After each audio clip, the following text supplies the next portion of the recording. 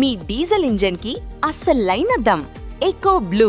రాజధాని అమరావతికి సంబంధించి ఐకానిక్ బ్రిడ్జ్ నిర్మాణ ప్రణాళికని ఆవిష్కరించబోతుంది ఆంధ్రప్రదేశ్ ప్రభుత్వం. ప్రధానంగా ఆంధ్రప్రదేశ్లో రాజధాని డెవలప్మెంట్ కోసం AP Amaravati growth infrastructure development corporation limited పెట్టారు. దీనికి సంబంధించి ముఖ్యంగా ఐకానిక్ బ్రిడ్జ్కి సంబంధించినటువంటి ప్రొసీజర్స్ అన్నీ కూడా కంప్లీట్ అయిపోయినాయి. ఇప్పుడు ప్రీ టెండరింగ్ ప్రాసెస్ జరుగుతుంది. అతి త్వరలోనే దీనికి టెండర్స్ రిలీజ్ చేయబోతున్నారు. ఇది ఎలా ఉంది, అసలు దీని స్వరూప స్వభావాలు ఏంటి? ఎందుకంటే అమరావతిని ప్రధానంగా హైవేతో కనెక్ట్ చేసేది. ఇటు నేషనల్ హైవే, అటువైపు ఏమో నేషనల్ హైవే 16కి E3 రోడ్డు కనెక్ట్ అవుతుంది. ఇటువైపు కృష్ణానది అడ్డం ఉంది కాబట్టి హైదరాబాద్ టు మచిలీపట్నం హైవే విజయవాడ వరకు ఏదైతే వెళ్తుందో ఆ రోడ్డుకి కనెక్ట్ అయ్యే విధంగా ఈ ఐకానిక్ బ్రిడ్జ్ని డిజైన్ చేశారు. ఒకసారి దాని డీటెయిల్స్ ఒకసారి చూద్దాం మనం. ఇది గతంలో ఉన్నటువంటి ప్లానింగే, ఇప్పుడు కొత్తగా ఇందులో తీసుకొచ్చిన విషయాలు ఏమీ లేవు. అయితే ఏంటంటే ఇప్పుడు ఉన్నటువంటి అవసరం తగ్గట్టుగా మాడిఫికేషన్స్ జరిగినాయి. అలానే ప్రొసీజరల్ వర్క్స్ కొన్ని ఉంటాయి, అవన్నీ కూడా కంప్లీట్ చేయడానికి ఈ 2 ఏళ్ల సమయం పట్టింది.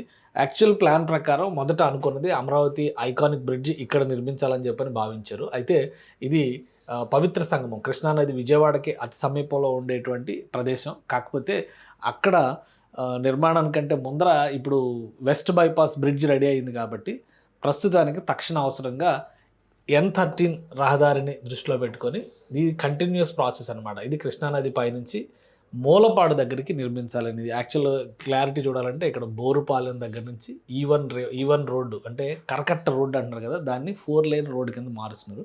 అక్కడ నుంచి ఇది స్టార్ట్ అయింది అనమాట. ఇక్కడ మూలపాడు దగ్గర నేషనల్ హైవే 65 అనేది అమరావతికి సంబంధించి, హైదరాబాద్కి సంబంధించి విజయవాడ మీదుగా మచిలీపట్నం వెళ్ళేటువంటి రోడ్డు. అంటే అమరావతికి వెళ్ళాలంటే కూడా ఇప్పుడు వెస్ట్ బైపాస్ దగ్గర కనెక్ట్ అవ్వాల్సింది అనమాట. అంటే ఒకసారి మనం మ్యాప్ చూస్తే క్లియర్ పిక్చర్ అర్థమవుతుంది. ఆ మ్యాప్లో ఇంకా క్లారిటీగా కనిపించాలంటే ఒకసారి చూద్దాం. ఇది ఐకానిక్ బ్రిడ్జ్కి సంబంధించి వివిధ డిజైన్లని ప్రభుత్వం ఓటింగ్కి పెట్టింది. ప్రజలు ఎక్కువ మంది యాక్సెప్ట్ చేసినటువంటి డిజైన్ ఇది. ఈ డిజైన్లో నిర్మించే దిశగా అడుగులు పడ్డాయి. దీనికి కావాల్సినటువంటి ప్రణాళికను కూడా రెడీ చేసింది రాష్ట్ర ప్రభుత్వం. సో నిర్మాణం జరిగితే ఈ విధంగా మారుతుందన్నమాట. ఒకసారి మనం ఇక్కడ మ్యాప్ చూస్తే కనుక, ఇక్కడ క్లారిటీగా గూగుల్ మ్యాప్స్లో చూస్తే మీకు ఇంకా క్లియర్ పిక్చర్ కనిపిస్తుంది. సో మొత్తం ఇది మన గూగుల్ మ్యాప్స్కి సంబంధించినటువంటి స్వరూపం చూస్తే అమరావతి కోర్ సిటీ ఏరియా, అంటే ఇప్పుడు మాస్టర్ ప్లాన్ ఏరియా అంతా కూడా ఇక్కడ వస్తుంది. ఎక్స్పాన్షన్లో చూస్తే కనుక ఇదంతా అమరావతి పరిధిలోకి వచ్చేటువంటి, అంటే ఔటర్ రింగ్ రోడ్డు పరిధిలోకి వచ్చేటువంటి ఏరియాస్. ఇక్కడ ఫస్ట్ ప్లాన్ చేసినటువంటి ఐకానిక్ బ్రిడ్జ్ ఈ ప్రాంతంలో చేశారు. కాకపోతే భూమి పూజ కూడా చేశారు. అప్పుడు చంద్రబాబు నాయుడు గారు గవర్నమెంట్ వెళ్ళిపోయే ముందర భూమి శిలాఫలకం కూడా వేశారు. కానీ జగన్మోహన్ రెడ్డి ప్రభుత్వం దాన్ని పట్టించుకోలేదు. సో ఈ మధ్యలో వెస్ట్ బైపాస్ రోడ్డు ఇది వచ్చిన తర్వాత ఇక్కడ దీనికి సమీపంలోనే ఈ బ్రిడ్జ్ వచ్చింది కాబట్టి, అంటే కేవలం ఒక 8 కిలోమీటర్ల డిస్టెన్స్లోనే ఆ బ్రిడ్జ్ వచ్చింది. 7-8 కిలోమీటర్లు కూడా ఉండదు, ఇంకా చాలా తక్కువే ఉంటుంది. బహుశా ఒక 5 కిలోమీటర్ల లోపునే ఉండే అవకాశం ఉంది.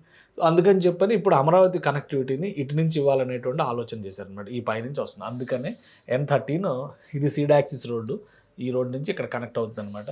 సో ఇప్పుడు ఈ ప్లాన్లో ఒకసారి మనం చూద్దాం. మొత్తం 5 కిలోమీటర్ల మేర వచ్చేటువంటి వంతెన అవుతుంది.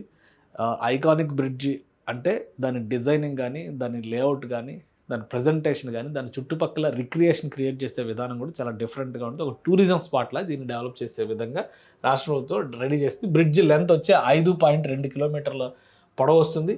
NH65ని కనెక్ట్ చేసే విధంగా ఒక కారిడార్, అంటే మూలపాడు దగ్గర ఒక ట్రంపెట్ జంక్షన్ ఇంటర్చేంజ్ ప్లానింగ్ అనేది జరుగుతుంది. అంటే నేషనల్ హైవే ఆ బ్రిడ్జ్ పై నుంచి వచ్చి నేషనల్ హైవేకి ఇట్లా హైదరాబాద్ వైపు వెళ్ళే వాహనాలు ఇటు వెళ్ళే విధంగా, అటు విజయవాడ వైపు వెళ్ళేటువంటి వాహనాలు అటు వెళ్ళే విధంగా, అలానే అటు నుంచి వచ్చేటువంటి వాహనాలు ఇటు వెళ్ళాలంటే ఆ ఇంటర్చేంజ్ కోసం ఇట్లాంటి ఒక ట్రంపెట్ జంక్షన్ని ఈ ప్రణాళికలోనే భాగం చేశారు. మొత్తం 2,500 కోట్ల రూపాయలు ఎక్స్పెండిచర్ అవుతుందని చెప్పని అంచనా వేశారు అనమాట. 6 లైన్ల రహదారి, డెడికేటెడ్ వాక్వేస్ పెడిస్ట్రియన్స్ కోసం, అంటే బాటసార్లు నడిచి వెళ్ళేటువంటి వాళ్ళ కోసం కూడా పక్కన ఒక దారి ఇస్తారనమాట. ఈ విధంగా పెడిస్ట్రియన్ వాక్వే డిజైన్ చేస్తారు. ఏరియల్ వ్యూ చూస్తే ఈ విధంగా ఉంటుంది. ఏదో అమెరికాలో ఉన్న బ్రిడ్జెస్ గుర్తొస్తాయి కదా మనకు, కొన్ని చికాగో బ్రిడ్జ్ అట్లాంటి ఆ స్టైల్లో మొత్తం కూడా ఇది కేబుల్ బ్రిడ్జ్ తరహాలో డిజైన్ చేస్తారు. Direct fast link to Hyderabad highway, travel distance దీనివల్ల వచ్చేటువంటి అడ్వాంటేజ్ ఏంటంటే 40 కిలోమీటర్ల వరకు తగ్గుతుంది అనమాట. ఎందుకంటే ఇక్కడ విజయవాడకి కనెక్ట్ అవ్వాలంటే, ఇప్పుడు ప్రస్తుతం హైదరాబాద్ నుంచి విజయవాడకి వెళ్ళాలంటే ఈ హైవే మీద, ఈ నేషనల్ హైవే 65 మీద వచ్చి ఎవరైనా కానీ ఇక్కడ విజయవాడ దగ్గరకు వచ్చి అమరావతిలోకి వెళ్ళాల్సిన అవసరం ఉంది. ఈ మధ్య ఇది యాక్సెస్ పాయింట్ కింద ఇక్కడ వచ్చిన తర్వాత ఇక్కడ ఒక 30 కిలోమీటర్ల డిస్టెన్స్ తగ్గింది. అంటే వెస్ట్ బైపాస్ రోడ్డు అందుబాటులోకి వచ్చిన తర్వాత ఒక 30 కిలోమీటర్స్ డిస్టెన్స్ తగ్గింది. ఇక మీదట ఇప్పుడు రాబోయేటువంటి మూలపాడు బ్రిడ్జి ఈ ప్రదేశంలో రాబోతుంది. అంటే దాదాపు ఇక్కడ వరకు వచ్చి వెళ్ళేటువంటి డిస్టెన్స్ అంతా కూడా తగ్గిపోతుంది. ఇటు నేరుగా వచ్చేటువంటి అవకాశం ఉంటుంది. ఇది core capital area, government complex నిర్మాణం జరుగుతుంది కూడా మొత్తం ఈ ప్రదేశంలోనే. కాబట్టి హైదరాబాద్ టు అమరావతి యాక్సెస్ అనేది చాలా వరకు కంట్రోల్డ్ యాక్సెస్గా మారుతుంది. అక్కడ ట్రాన్స్పోర్ట్ రిలేటెడ్గా చూస్తే కనుక దాదాపు 40 కిలోమీటర్ల డిస్టెన్స్ తగ్గేటువంటి అవకాశం ఉంటుందన్నమాట. సో ఇదొక అడ్వాంటేజ్ అవుతుంది. పైగా ఇందులో చాలా అట్రాక్షన్స్ పెట్టారు. ఈ డిజైనింగ్ ఇటు సైడ్ అంతా అక్కడ కృష్ణా నదికి సంబంధించినటువంటి లంకలు చాలా ఉన్నాయి అక్కడ. వాటిని టూరిజం స్పాట్స్ కింద, టూరిజం రిసార్ట్స్ కింద డెవలప్ చేసేటువంటి అవకాశం ఉంది. మొత్తం డిపిఆర్ మొత్తం కూడా కంప్లీట్ అయింది. జపనీస్ కంపెనీ సహకారంతో ఈ ఇన్ఫ్రాస్ట్రక్చర్ డెవలప్మెంట్ అంతటికీ కలిపి డిపిఆర్ని రెడీ చేశారు. ప్రీ టెండరింగ్ ప్రాసెస్కి సంబంధించినటువంటి పనులు ప్రస్తుతం నడుస్తున్నాయి. బహుశా జూన్ మొదటి వారంలో దీనికి సంబంధించినటువంటి టెండర్ నోటిఫికేషన్ రిలీజ్ చేసేటువంటి అవకాశం ఉంది. ఈ ప్రాసెస్లో ఎవరైతే వెండర్ని సెలెక్ట్ చేస్తే కనీసం 3 సంవత్సరాలు నిర్మాణానికి పట్టేటువంటి అవకాశం ఉంటుంది. ప్రధానంగా 2 నుంచి 3 సీజన్లు, అంటే వాటర్ తక్కువ ఉండేటువంటి సీజన్స్ని పరిగణలోకి తీసుకుని ఈ పిల్లర్స్ నిర్మాణం అనేది జరగాల్సి ఉంటుంది.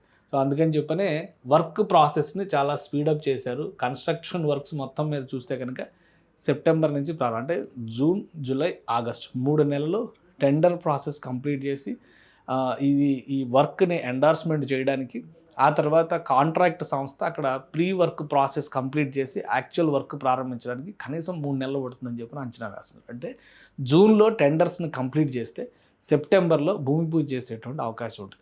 సెప్టెంబర్ నుంచి మనం కౌంట్ చేసుకుని చూస్తే 2006 నుంచి 2029 సెప్టెంబర్, నవంబర్ నాటికి పనులు కంప్లీట్, అంటే ఆన్ టైం అయితే. ఇప్పుడున్నటువంటి యుద్ధ సమయాలు, కాంట్రాక్టర్స్కి సంబంధించిన సమస్యలు కొన్ని ఉన్నాయి. సిమెంట్ దగ్గర నుంచి ప్రతిదీ రేట్లు పెరగడం, ఐరన్, స్టీల్ వీటన్నిటి మీద రేట్లు పెరగడం, ముఖ్యంగా మ్యాన్ పవర్ షార్టేజ్ కూడా అమరావతిని వేధిస్తుంది. సో ఇవన్నిటి వలన అనుకున్న టైం ప్రకారం 3 సంవత్సరాల్లో కంప్లీట్ చేయాలంటే కనుక 2029 సెప్టెంబర్, అక్టోబర్ నాటికి ఇది రెడీ చేసేటువంటి అవకాశం ఉంటుంది. ఐకానిక్ బ్రిడ్జ్ వస్తే కేవలం ఇది ఒక ట్రాన్స్పోర్ట్ ప్రాంతంగానే లేదా ట్రాన్సిట్ ఫెసిలిటీగానే మనం చూస్తానికి అవకాశం లేదు. అనేక ఫెసిలిటీస్ ఇక్కడ రాబోతున్నాయి. అమరావతికి ఒక న్యూ లుక్ ఇవ్వబోతుంది. దేశంలోనే ఒక అద్భుతమైనటువంటి టూరిజం స్పాట్ కింద కూడా దీన్ని డెవలప్ చేసేటువంటి అవకాశం ఉంటుంది. ఈ 3 ఏళ్లలో అమరావతి స్వరూప స్వభావాలను డిజైన్ చేయడం, అమరావతిలో కొన్ని వండర్స్ రెడీ అవుతున్నాయి. ఆ వండర్స్లో ఐకానిక్ బ్రిడ్జ్ కూడా ఒకటిగా నిలిచేటువంటి అవకాశం ఉంటుంది. అందుకని దీని ప్రణాళికకే ఇంత సమయం పట్టింది. సో దీన్ని అమలు చేసి ఆచరణలోకి తీసుకొచ్చి అందరూ కూడా వాడుకునే విధంగా తయారు చేయడానికి మరొక 3 సంవత్సరాలు వేచి చూడాల్సిందే.